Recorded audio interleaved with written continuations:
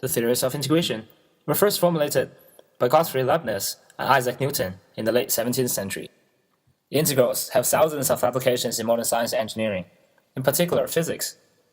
As a student, with all the fancy integration principles and skills they've learned, you may wonder, how and why should we apply integration in physics? Let's start by examining a simple scenario. Here is a right-angled triangle with two legs of length L and H respectively.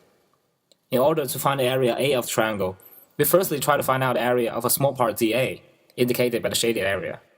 As you should have already known, if dx is infinitely small, dA is actually a rectangle with side length dx and m. By examining similar triangles OAB and OCD, we have dA equals to x over L times h dx. To obtain A, we just need to sum up all the small areas dA, and we get A equals to L times h over 2. The simple scenario actually shows us the purpose of integration in physics.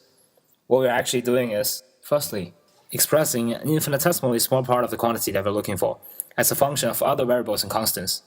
Secondly, we sum up all the small parts to obtain the quantity. Now, let's look at some other examples. We have a car that travels with a speed of v equals to 3t squared.